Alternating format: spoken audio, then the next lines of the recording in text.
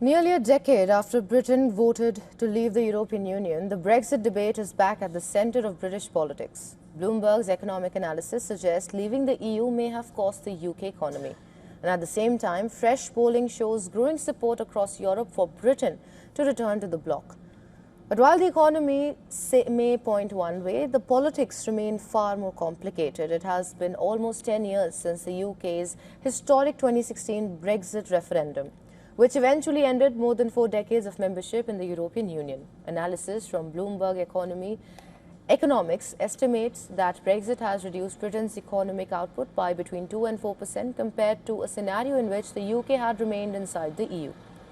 Economists reached the conclusion by comparing Britain's economic performance with similar countries and adjusting the factors that distorted the picture, including Ireland's highly volatile GDP figures and the United States' massive post-pandemic fiscal stimulus.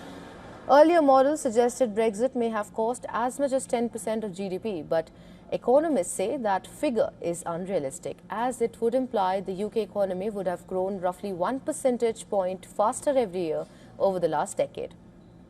Now, the findings come as some British politicians push for closer ties with Europe to help revive growth.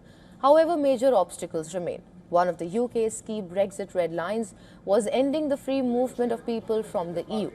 Analysts say any arrangement close to the EU's single market, similar to Switzerland's model, would likely require Britain to accept freedom of movement once again. Even under a closer relationship, economists believe only part of the Brexit-related economic loss could be recovered. Meanwhile, public attitudes appear to be shifting. A new European Council on Foreign Relations survey finds that around two-thirds of EU citizens support Britain rejoining the bloc. The polling also suggests that even some voters who back Eurosceptic and far-right parties favour stronger UK-EU cooperation. But any path towards deeper integration would likely take years of negotiations and could be complicated by Britain's next general election, which is due by 2019, with anti-EU political forces gaining momentum in opinion poll.